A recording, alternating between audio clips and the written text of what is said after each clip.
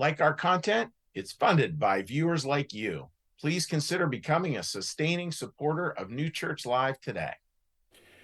So I want to welcome you here to New Church Live. It's wonderful to have you, whether you're joining us here in our studio audience, you're joining us from anywhere across the U.S. It's wonderful to have you here as part of our church service. And we want to say a big shout out to anyone who's joining us, who joined us last Sunday from down in Florida. We were down there having a wonderful time in the Vero Beach area. And again, just wonderful to be part of a congregation that is spread so far and wide, and yet who shares this heart of trying to get into this great conversation and the conversation around, how does life work? And how, in a way, can we take religion and make sure it doesn't remain sort of up there on a shelf with Jesus kind of frozen in stained glass, but brought down to life, to actual life, so that we can live life a little bit easier. We can live life with a little more peace. We can live life with a little more love and with just a little more meaning. And today we're going to look at a topic, and this is a topic I've shared with a bunch of people, and watching people's facial reactions when you say the title's like, oh yeah, this is one we all wrestle with. Loving difficult people. Loving difficult people. Now, I want to start out by saying you are all difficult people. And I'm a difficult person. We're all difficult. So somebody right now, if they saw this title, they're probably thinking of you. And that's an important place to start. Right? This isn't about like finger pointing. This is just about going, we're all difficult, and we have people in our lives that we try to work with, but boy, it's difficult to do. So I want to step over here for a minute to set this up. And this setup really comes from something we did this week. We do this thing called 10 Minutes of Morning Calm. It's a very brief little program on every morning at 8:30. You can watch it archived. It's just sort of to give people a little thought for the day, spiritual thought for the day. And this past week, we did one on forgiveness versus reconciliation.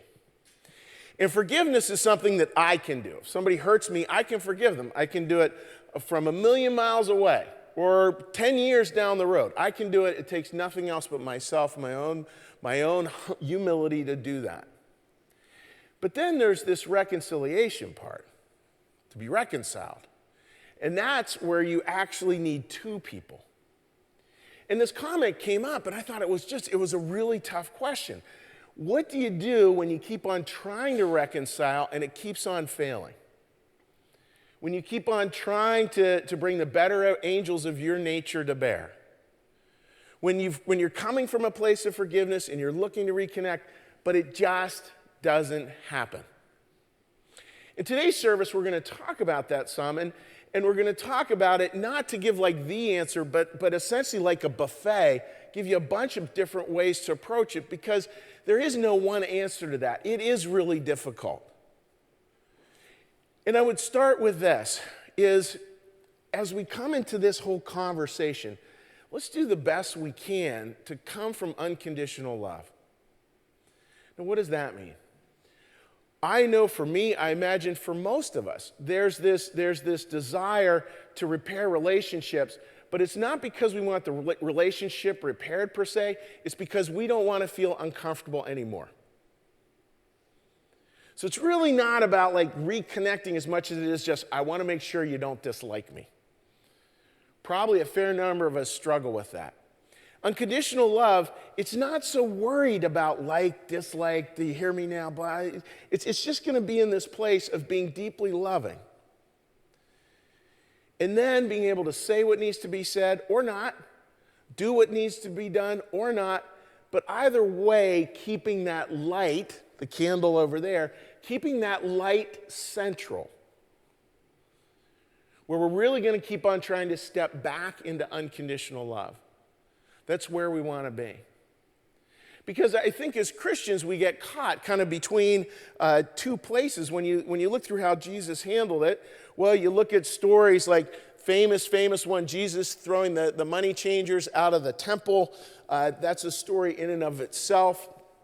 Essentially, it's one of the prime times where we see Jesus just getting angry, throwing over tables. So yeah, anger is going to be part of the story. If it's part of Jesus' story, it's going to be part of ours. And then as well, this other beautiful part, beautiful line from the Bible, very well known, of 70 times 7. Then Peter came to Jesus and asked, Lord, how many times shall I forgive my brother when he sins against me? Up to 7 times? Jesus answered, I tell you, not 7 times, but 77 times. 70 times, 7 times. The background of this passage I always find fascinating to mention. This goes back to an Old Testament where God had said, like, when sin happens, that punishment will be visited to 7 generations. That's what that comment 7 times is about. And here's Jesus in his own way, kind of taking the Old Testament narrative and really gently kind of flipping it on its head. And he's saying, no, that's really about forgiveness. And you have to forgive even more than that. So much of life with learning to love difficult people is that balance between anger and forgiveness. Because anger is going to be present. Anger is going to be present. And anger in and of itself isn't always bad. Because anger can be a sign that you love. The enemy, most of the time, from my perspective, is not anger, it's apathy. It's when we no longer care, when it's just a shrug. No, when we care and we love people, of course there's going to be anger on occasion. You don't want to live there, and you don't want to use it to wound and punish. Never do that. Never do that. But it will be part of the journey. And it's this journey towards 70 times 7. And what we have to do with this is the whole time keep that central. That light. That unconditional love deep in your heart. That is not a soft love. That is not a rolling over love. That is a fierce love. Because it's a love that understands the reality of life and the reality of what God is asking of all of us. And it's about this. It's about where we learn that it's not about giving up, but it's about standing firm. Really learning to stand firm in love. So friends, I want to welcome you to our church service today. As we always do here at New Church Live, if there's a thought or a question or an idea and you want to text it to me, please do. And you can text me at 215-740-3662. That's 215-740-3662. And I want to say in closing, welcome. Welcome to New Church Live.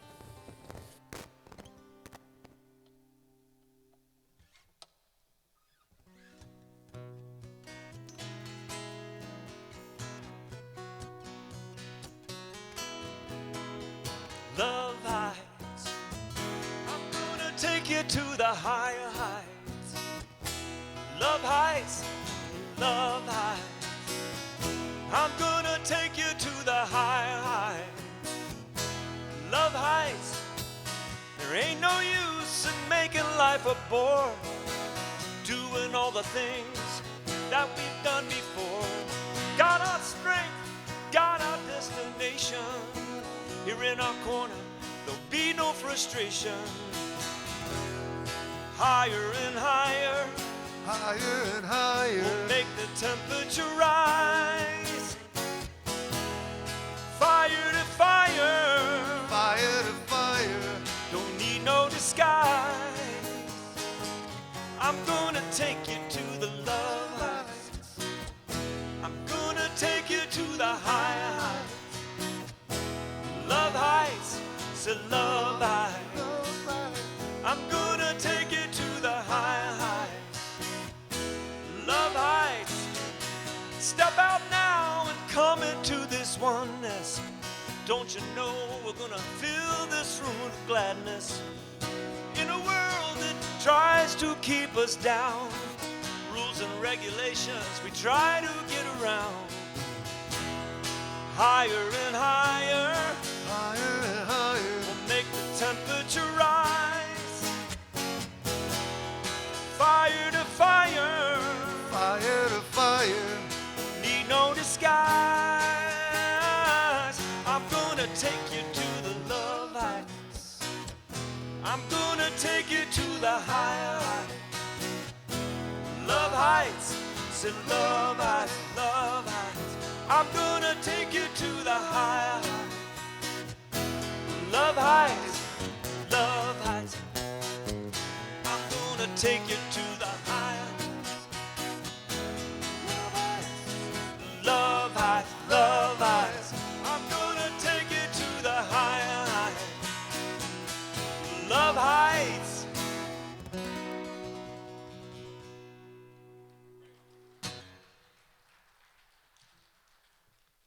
What a beautiful song that is. And today we're talking about going to that loving place, going to the heights of it. And again, that's really about keeping the light center. We're going to talk about what it is to be disarming. You know, how do we really find ways to be disarming? Because we all get armored up. I mean, with the difficult people in your life, I guarantee right now, just feel the way your body changes here. If I was to say, explain to me why they're so difficult, I guarantee your body starts to shift a little bit, start to get some tension. I don't know where you carry it. I carry it in my shoulders because it's a story. And I want you to sit down by the fireplace with me so I can tell it to you. And this story goes back years, and I could just share this, that, and the other thing. This wrong, and that wrong, and this wrong, and that wrong. And that's where we need to find ways to take that instead of armoring up with all the interactions and armoring up with all the past, we learn to disarm. Now, does that mean that there weren't real things that happened that were really hurtful? Absolutely. Unequivocally, yes. You have been hurt by another person. We can say that honestly, and I think we have to say that again and again because we never have to accept unacceptable behavior. And with all that being said, how do we come back to a place where we're not living in that? Because it's the living in it that gets difficult. From a Christian New Church perspective, here are some words that I love. And this is theology speak. Like if you're a pastor, this is the language you use. If you're Joe or Jane Bag of Donuts, this is not the language you use. So this is very much like theological speak. And in the Christian New Church perspective, some of that theological speak you'll hear ministers talking about is this idea of the pleasures of insanity versus the delights of wisdom. That comes from Emanuel Swedenborg, who's for us very similar to what Martin Luther would be for a Lutheran. And Swedenborg had this warning that, yeah, you can come from the pleasures of insanity, but you really want to come instead from the delights of wisdom. Now what does that mean?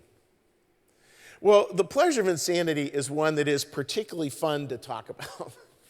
and I think about a story. It was a dear old couple, and they had, one of those top 5 marriages I've ever seen. They've both since passed. I was honored to do the memorial service for both of them. They had an amazing marriage. And through the years getting to know them, they were part of this congregation when we first started. They had some really funny stories. And one of the ones was when cell phones first came out. And I think we all remember, right, the old answering machines with the little tape thingy on them. Probably most of us do here today. And what happened was he had an argument with his wife. He goes out in the car, and this is when cell phones were just starting, just getting going. And he does what we would call today a butt dial. And he doesn't realize that he's actually called home, and nobody picks up, so it goes on the answering machine. So he gets in his car, and he's telling this long complaining story about his wife. I can't believe she this, and then she that, and then what is she thinking? And I can't believe, and about all that outrage. That is the pleasure of insanity. You want to know why? Because we like it. It actually is pleasurable. It's pleasurable to stay in those spaces. I'm a big Harry Potter fan. I realize that makes me a little geeky and sort of not everybody even was seeing Harry Potter. But there's a great scene in the movie where the Weasley kid is just like all bent out of shape and the dark forces are getting in his brain and the dark forces are telling him all these things and he ends up leaving for a while. And that's what the pleasure of insanity does. It creates this whole cloud of misunderstanding. But the crazy part is, this is the crazy part of being human. This whole cloud of misunderstanding. And the problem is, when we're in the middle of it, we're sure it's not clouding our decision at all. We're sure it's not getting in the way of good judgment. We're positive that it's completely clear. We're sure of it. And few things feel better than being right and knowing how wrong the other person is. And that's what the pleasure of insanity does. It makes us far more concerned about being right versus being in relationship. It's far more interested in conversion, not connection. It's far more interested in binary, like constantly breaking the world into this and that, versus seeing life in its totality, seeing it as a whole. I was thinking about that, friends, today. You know, I think for many of us, we realize like the limits of social media and the limits of press and social media is a lot of things get written. And this is a temptation for churches too. A lot of things get written with the idea not being, how do I tell a story or share an idea, but how do I get people to click on it? The click is the win, not the story and understanding. And if the click is just the win, it can lead to crazy stuff, crazy kind of articles, crazy kind of thoughts. And that's any side you pick is going to have an element of that. And that's where, again, we have to think differently. We have to look at life in a much bigger, more holistic way. So with a little play off of the word disarming, I want to talk about a little theme. Again, I said that today's sort of a buffet table, so to speak, of a lot of different things. And the one is this simple idea of disarming, don't cross your arms. Or restated, keep first things recognizably first. So the story I want to share from you, this is an Old Testament story. And before sharing this, we read the Bible, and we read the Bible as having this beautiful poetic sense to it, this deeper meaning where we can look at stories that on the surface like, so what? But then we look at them at a deeper level, and they contain all kinds of beautiful wisdom. And that's what we're going to look at. We're going to look at a story where instead of keeping first things first, the arms get crossed. And then that can be a challenge. Here's the story, friends. This is from Genesis 48. And this is probably a 3,000-year-old story. Then Joseph removed them from Israel's knees and bowed down with his face to the ground. And Joseph took both of them, these are two brothers, Ephraim on his right towards Israel's left hand, and Manasseh on his left towards Israel's right hand, and brought them close to him. So here are these two brothers being brought close for a blessing.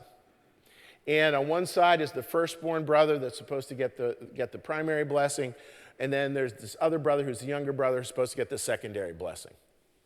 But Israel reached out his right hand and put it on Ephraim's head, though he was the younger, and crossing his arms, he put his left hand on Manasseh's head, even though Manasseh was the firstborn. So in other words, it flips it. Now what does that represent? Well, friends, it's this idea that love should always come first. It should always come first. No matter what. And how is that expressed? What might be a phrase about love coming first? Well, you want to know what that really means. It means goodwill. That's so much of that light. That goodwill, that love must remain first. Even when we're having difficult conversations, even when we're in trying circumstances, that love must come first. But what do? We get crossed up. It's hard I don't quite understand why we do that. I do it. I'm sure many of you do it. I don't quite know why. But there's something about human nature where we struggle sometimes to believe that love actually has power. That if we're in the loving place, so much of it, I think, for some people is, well, if I'm going to be loving, that means I'm just going to be a pushover. Or people are going to walk all over me. Or I'm not going to have any power. Or I'm going to be detached from the world, kind of like floating up there, kumbaya-ish. So we cross our arms all the time. All the time. And what happens? Well, instead of like, okay, the firstborn is love, let's keep first things first, we think the judgment is the primary thing. Primary thing I have to have. Number one, judgment.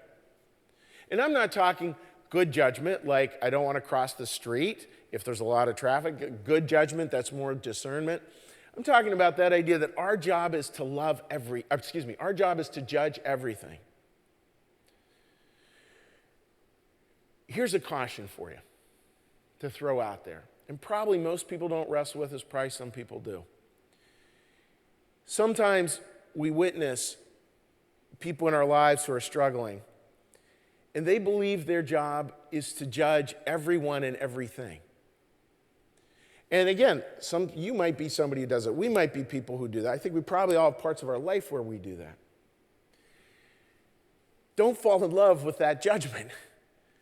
Don't fall in love with the belief that your job is to instantly decide what box they go into. If you are trying to ferret out within 5 seconds of conversation which box somebody believes in, so you can put them in that box, and I guarantee you put them in that box, it's like being put in the penalty box. You're not doing it for good reason. Be very careful of that. People are not that simple. It's not that easy to always know. And that's why, again, we have to come back to love first. Now, the beautiful part of when we keep love first, we don't cross our arms, friends, is that it doesn't mean that judgment isn't there. No, judgment is there. It's the left hand. The right hand, the power, though, is coming from love. And that love gets realized in this really good form of judgment. Friends, some of us have kids. Isn't that what it is to be a loving parent? If it's all just about love with no judgment, probably those kids are going to have some struggles in life that they didn't need to have. But if we come from a loving place, like, this is my child, I really love my kid, and we can exercise that very, very gently into their lives in ways that we hear, and they're humble. It's humble ways. Of course, we'll be able to have good judgment, and we'll be able to tell them things that are really important. I mean, just a simple little one. You know, my children are all adult. I have younger stepkids, but my kids are all grown and launched. And we're doing this church service down in Florida, and I really want my kids to come. Now, when you're a PK, a preacher's kid, dad is the preacher, inviting them to church is always a little fraught sometimes with family stuff. And I wanted to invite one of them and said, hey, you know what, I think you'll be able to meet the fun people who are going to be there. And then there's part of me that's like, I'm just trying to be pure love here. And love with a little bit of judgment adds this. Love with a little bit of judgment adds the phrase, and I think church is good for you. You know, just that simple. And I think church is good for you. No scolding, no anger, no any of that. Just, and I think church is good for you.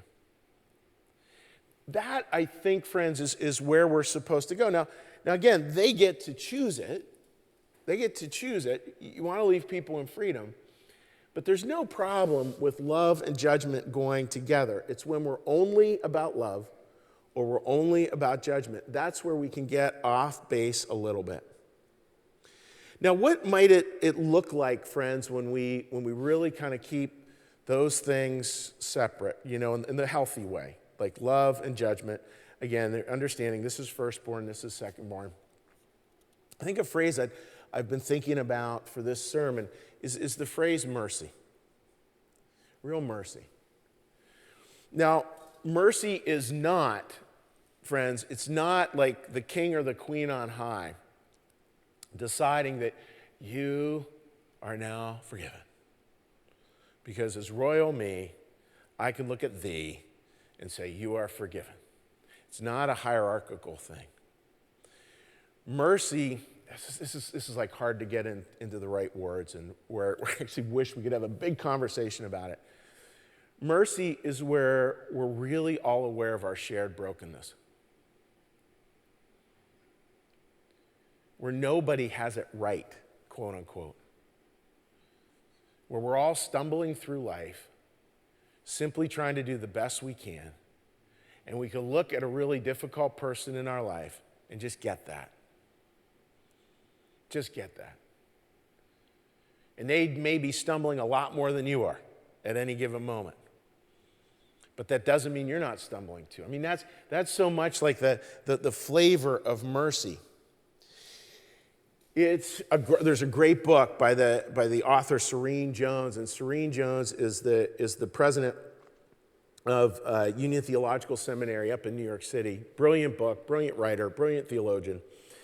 And she had some beautiful points where in her book, she was book about 10 years old now, and she's talking about her mom, and she had a relationship with her mom where her mom was really difficult. And not just like difficult, like eat your peas and carrots, but her mom was brutally difficult. I don't want to tell you the stories, but it was abusive. It was brutally so. And here's Serene, and she's a pastor, and she's head of a theological seminary, and she's trying to figure out like how to hold this legacy of her mom after her mom has passed away. Like, how does she do it? How does she hold it all? And it's fascinating. And there's another aside to it that I just want to mention real quickly because it's kind of what the book is about. She also had run across a picture from the 1920s. Her family was in Oklahoma. And it was a picture. This is such a sad part of American history. When lynchings would take place, oftentimes they'd have a carnival atmosphere to them and people would take pictures. I mean, horrible stuff. And she saw this old picture of a lynching back from the 1920s, and she recognized I think it was her great-grandfather in the picture. How do you hold that? How do you have a loving response there? And how do you have a loving response in a more immediate way to a mom who was so incredibly, incredibly difficult? Well, this is what Serene said, and I think there's a lot of wisdom in these words. So little has changed, and she's talking about her mom's behavior not changing over the years, even when she confronted her mom with the behavior. When there is no change in the behaviors that produce harm, it's almost impossible for people to actually forgive each other. Theologically, the heart of change is called repentance. It literally means to turn around. Without such a shift, forgiveness is virtually inconceivable. That's why in human relations, mercy is the only way forward. Love that again. Mercy is the only way forward. It allows you to let go of the hard, even in the absence of repentance, and in compassion, move forward with love. It's just such an amazing line to me that and I made a note here in my notes, let go of the hard. So much of it is letting go of stuff. And letting go, again, those pleasures of insanity. I'm going to go back and forth here a little bit real quickly. So here's this part, this unconditionally loving part. Each of you has it. We've talked about this a lot in here. It's the inmost. It's that part that's connected to heaven. It's the part that actually likes Hallmark movies. It's the part that cries when you see It's a Wonderful Life. Like, it's that part. You always will have it for eternity. That's kind of our soul. And then we have our mind, and here I'm not using our mind in an elevated way. I'm talking sort of our lizard brain, so to speak. The part that's all feared up, worried, concerned, conceited, all that, make the list, right? And this part will shift over and will find very attractive the pleasures of insanity. And it'll want to move towards those, and it'll want to sort of gloat within those and just kind of make a big story. Serene Jones could have done that about her mom just because she had all the information.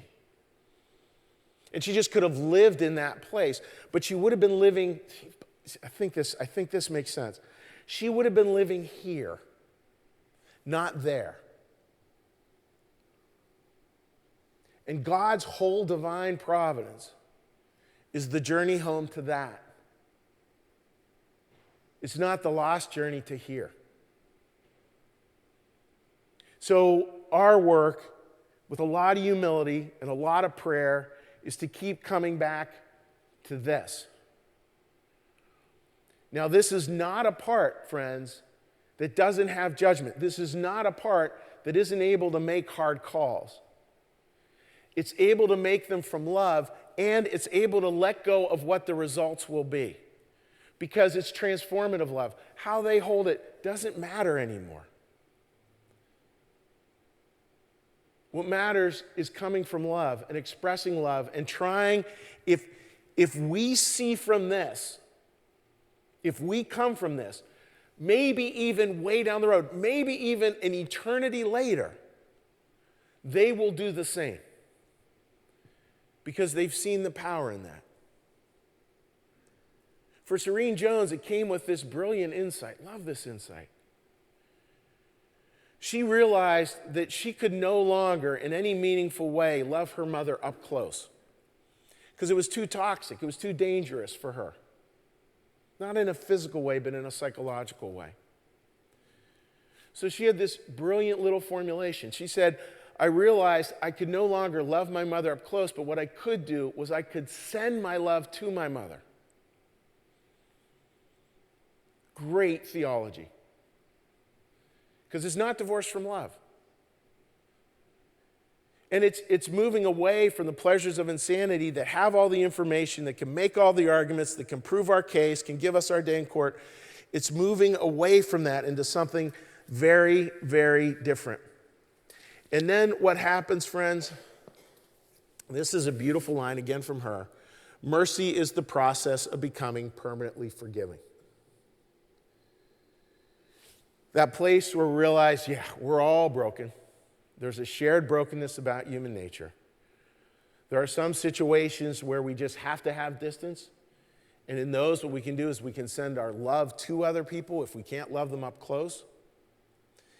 And when we get to that place, friends, it can just become a permanent forgiveness where we're just out in the world and we're just a forgiving presence. We're not having to think about it in the same way. We're not having to debate, do I forgive or not?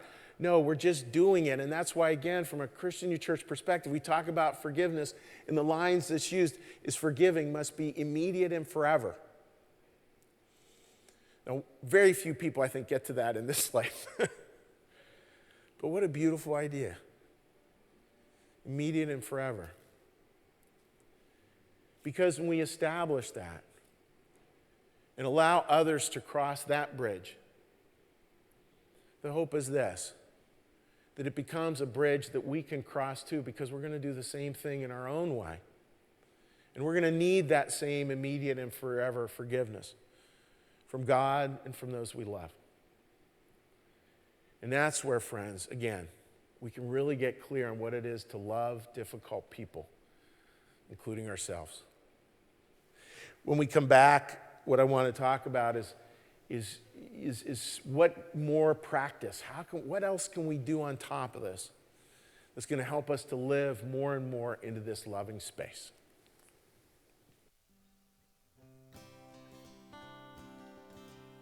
This is a song by Waylon Jennings and Willie Nelson. And when I heard that the theme for today's service was living with difficult people, this song instantly jumped into my head. A long time forgotten, the dreams that have gone by the way. And the good life he promised is not what she's living today. And though she never complains about the bad times or the bad things he's done, she just talks about the good times they've had and all the good times to come. 'Cause she's a good-hearted woman in love with a good-timing man. She loves him in spite of all his wicked ways that she don't understand. And through the teardrops and laughter, they'll walk through this world hand in hand. Yeah, she's a good-hearted woman in love with her good-timing man.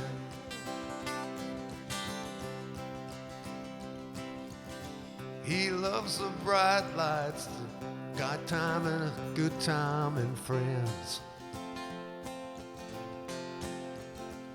And And when the party's all over, she'll welcome him back home again.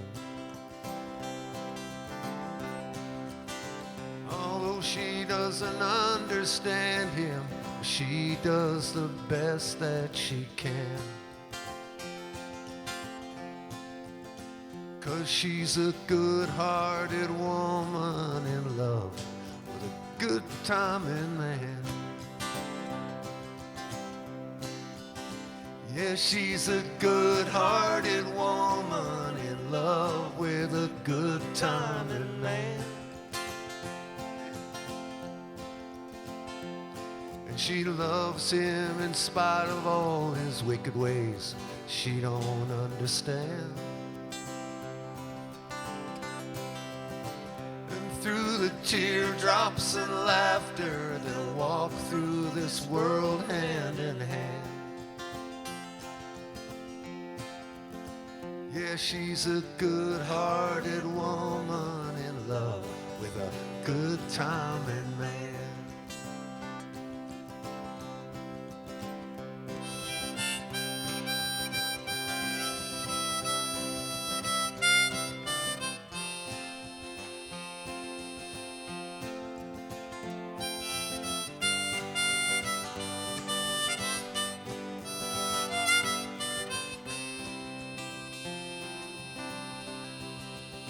Yeah, she's a good-hearted woman in love with a good-timing man. She loves him in spite of all his wicked ways she don't understand.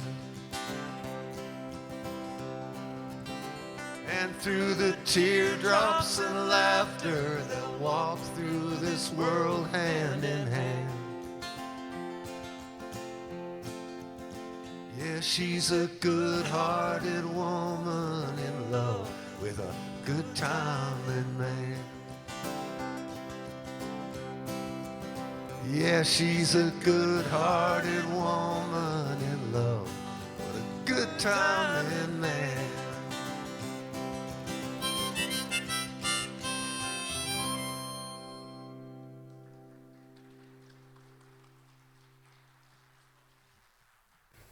Hey New Church Live, it's Angela. This is just your friendly reminder to make a donation to support New Church Live. Your generosity is the thing that fuels everything we do here, and there's lots of events and ways to get involved always happening at New Church Live. So you can go to our website and check out the events tab, and that has everything you need to know about small groups, volunteer opportunities, and any way to get involved. And your donations support everything that we do here. So we encourage you to make a donation, and if you would like to do so, you can text the word New Church Live, all one word, all lowercase, to 77977, or you can go to our website and click the donate tab. And if monetary support is not an option for you right now, the best way you can support New Church Live is to share our content on your social media, talk to your friends, encourage them to watch and share our services and 10 Minutes of Calm and all the things that we produce here. So we hope you will make a donation. We hope you will share our content. And most of all, we hope you have a wonderful day. Thanks, everyone. Thank you, Angela. To add on to that, a few other quick public service announcements here with New Church Live. One is, friends, is that we're having a book club that's coming up in about a month. And you're more than welcome to participate in that. It's a wonderful book by Father Gregory Boyle, a Jesuit who works with gang members out in California. Well worth a read. You can sign up on our website. We'll send you the book. And again, we have, with, 3 more weeks to go till we even launch, we have, I believe it's a dozen people already signed up. And so there's still room for some more before we max out. You're more than welcome to do that. You can do that on our website. And the other note is, again, we have in our travel schedule next week, we will be down in Pawleys Island, South Carolina, doing a service down there. We actually have some congregants who are flying down there to be with us, which will be a lot of fun. So if you're watching and you're from the South Carolina area, please let us know, and we will make sure to send you an RSVP. And we would love to get a chance to meet you down there. So friends, with closing this, again, it's so much of life is kind of, where do we put closure? You know, that idea of closure. And the human proclivity is to think that all closure rests with us, that if somebody's hurt us, that there needs to be a final closure of like they're totally out. or they're totally in. And that song said it beautifully, through the tears and the laughter, walking through life hand in hand. I think that's probably more the way we're going to go about it. It's stumbling. It's not perfect. It's not trying to find the final word, the final closure on something. That is because, and this is really important, closure belongs to God, not to you. Closure belongs to God, not to you. And anytime we unequivocally decide who's the in and who's out and et cetera, we're pretending that we're in charge of closure. And we're just not. We're trying to be as loving as possible, keeping that first, doing the best we can when we cross our arms to uncross them, and to exercise that best judgment, but it's the judgment that comes from love. And it's the judgment that, again, not the pleasure of insanity, but the delights of wisdom that are all about this loving place, this place of real discernment. And we find a clarity there, but it's a clarity that's very peaceful. It's a clarity where it's interesting, where we're able to see, like, again, that shared brokenness that we all have. It's a clarity, I mean, the delights of wisdom. Weirdly, folks, like, this is a strange one, right? It's the place where we can actually cry over broken relationships because they're painful, because it's hurtful, and yet there's still a love there. That place can really grieve, and grieve in an appropriate way. Grieve in a way that can actually be life-giving. And no matter what, we need to keep on doing the good. I mean, that's so important. This is from Galatians 6. Again, remember this in terms of loving difficult people. Let us not become weary in doing good, for at the proper time we will reap a harvest if we do not give up. Therefore, as we have opportunity, let us do good to all people. And I would add to that, do good to all people, including those you do not like. And with all of this, friends, we have to be so patient. That patience is because in life, we just don't know. I don't really know what you're wrestling with. I mean, maybe I have an idea, maybe we've shared a thought or two, but I don't really know. And you don't really know what someone who is difficult in your life, who's really challenging, you have no idea what they're wrestling with. My guess, and I don't know this, but my guess is you'd weep if you really did. Because, and I mean this sort of tongue-in-cheek, but not really, it's not easy being a difficult person. Because most of the time my experience is they know it.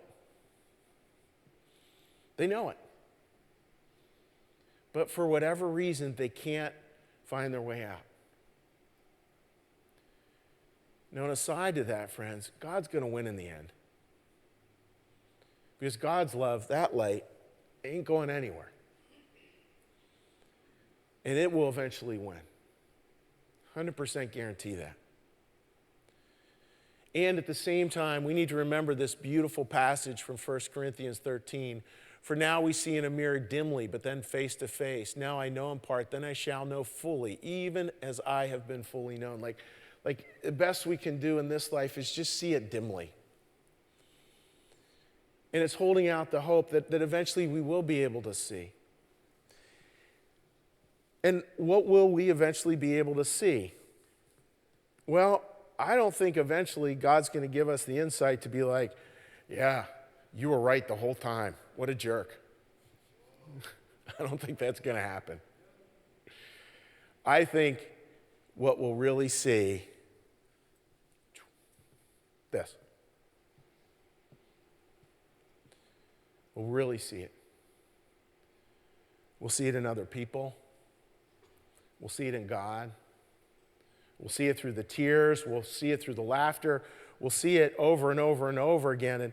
And that's where life, friends, starts to open up. And again, as we say here, like heaven is something we practice. It's not something we earn. So here's a last thought. What does it look like for all of us to practice that? Because it is a practice to love difficult people. It's not much of a practice to judge them. The practice is in loving. And friends, we'll just find at that space, I'm telling you what you already know. But you're going to find something at the other side of that. You're going to find the experience of heaven. You will find the experience of other people in a brand new way. You will find healing.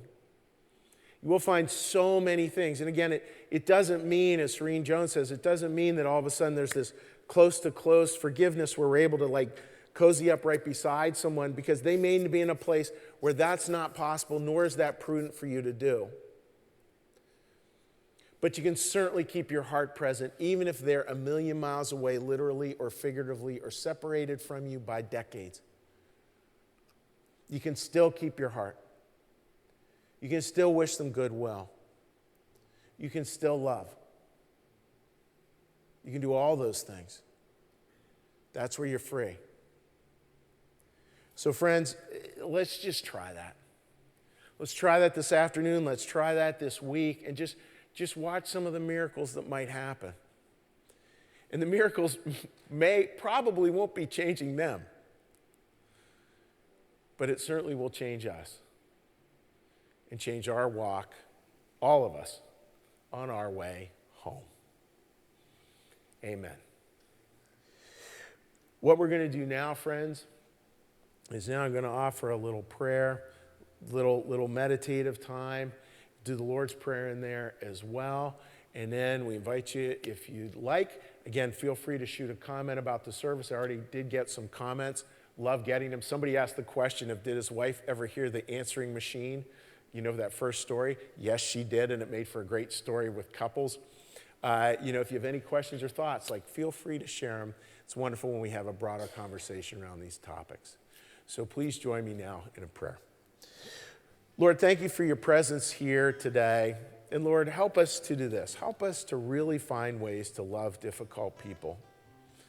Doesn't mean, Lord, we have to love what they did or excuse it or merely paper over it or pretend it didn't happen. It's not that, Lord. It's the love that you ask of us. A love that is so encapsulated in the phrase, no matter what. The no matter whatness of your love that has held us in all our difficult moments, has held us in all our mistakes, has held us in all our fears and angers and missteps, has held us in it all. And Lord, gently help us to do that at the same time, Lord, as to gently exercise the judgment that you call us to, the discernment, to know when to draw close, to know when to maybe take a step back. But Lord, no matter what, to keep that light lit, that candle aflame, that wish of goodwill that must never die in our hearts. Thank you, Lord. Your prayer.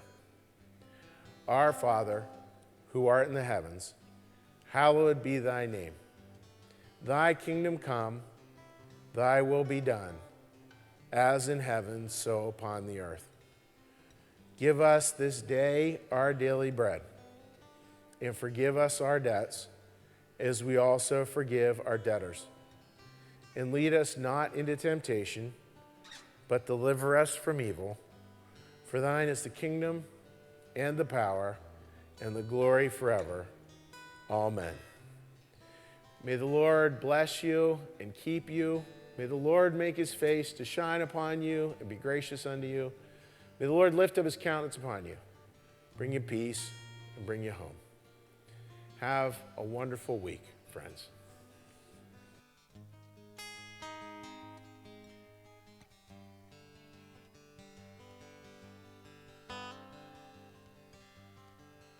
I'm going to give you a little context for this song.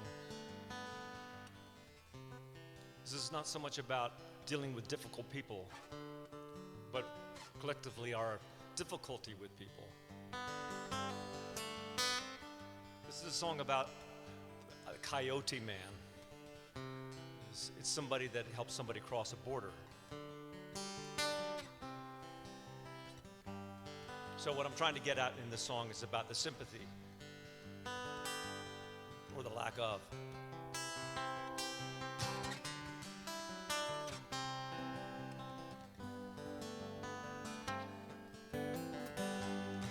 No looking back when you're on the run,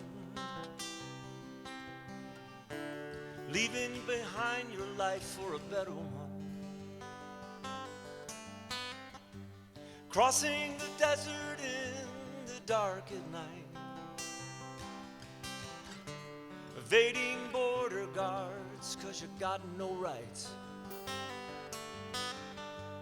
Maybe you'll find the truth with his big plan when he gets you to the promised land.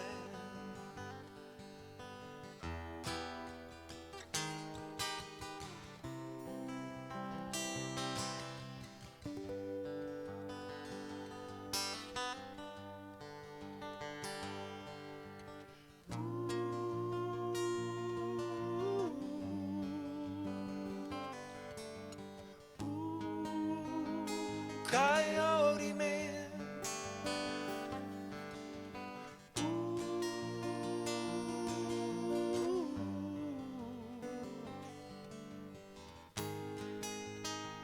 coyote man,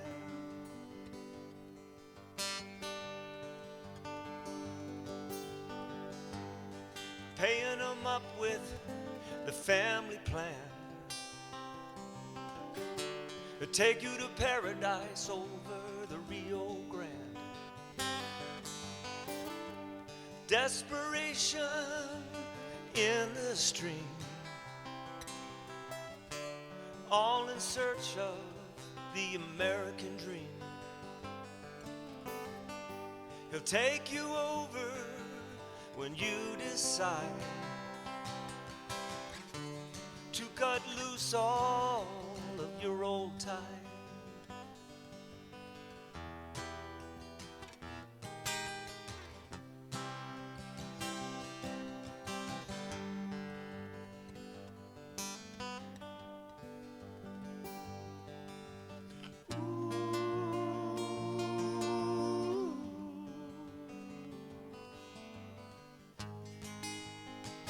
Coyote man,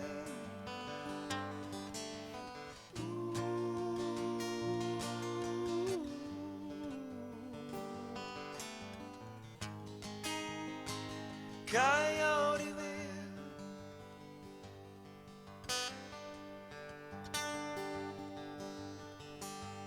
destination, it's your best pick.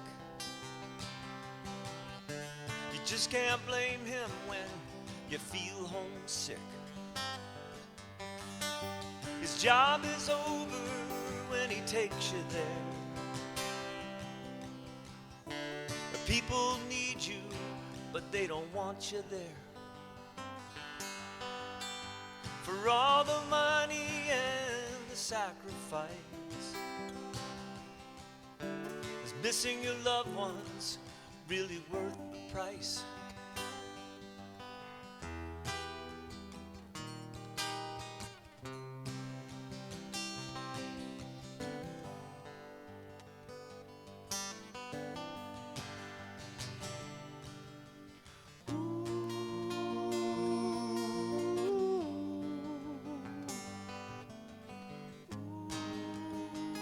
Coyote man,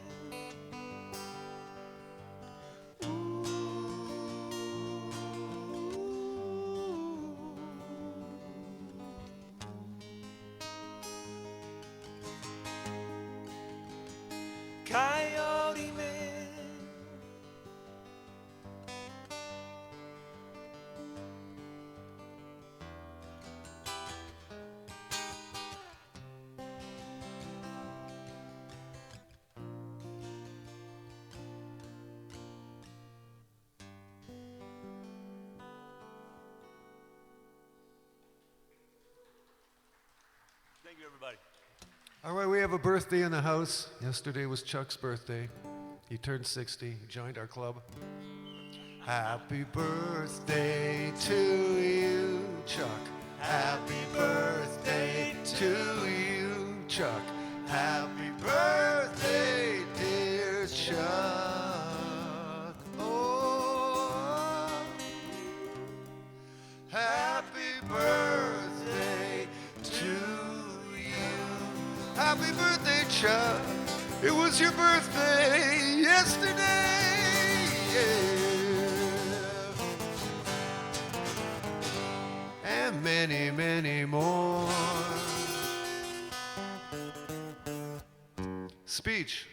Do you want to say a few words, Chuck, Blow out the candles. to your people?